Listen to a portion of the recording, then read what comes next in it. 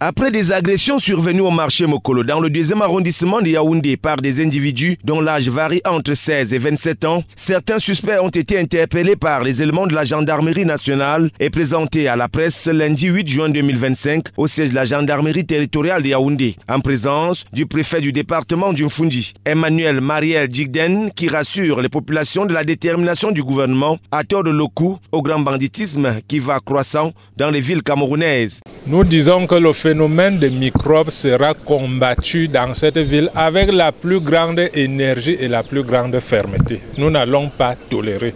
Et nous lançons une mise en garde sévère à tous ceux qui voudront oser faire le désordre. Nous n'allons pas tolérer. Ils sont une trentaine de présumés membres des microbes interpellés par des éléments de la police et de la gendarmerie déférés à la prison centrale de Kondangui ce 9 juin 2025. Une action saluée par des populations. L'insécurité dans notre pays, parce que si c'est que nous ne pouvons plus nous déplacer normalement, même aller dans les marchés, vraiment ça ne vaut pas la peine.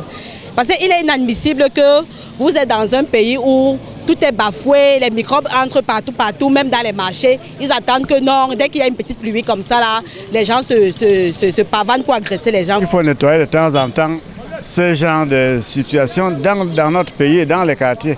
On vit pas bien dans nos quartiers à cause de ces microbes.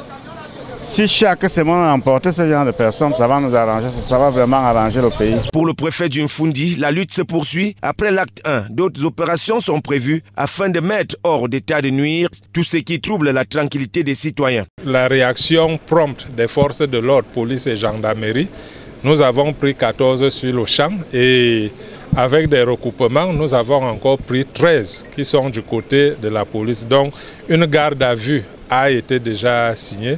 Et ils feront face à la loi. Au moment où l'équipe d'Info TV quittait les lieux, nos sources confirmaient que les présumés membres des microbes étaient déjà placés en détention provisoire à la prison centrale de Kondangui.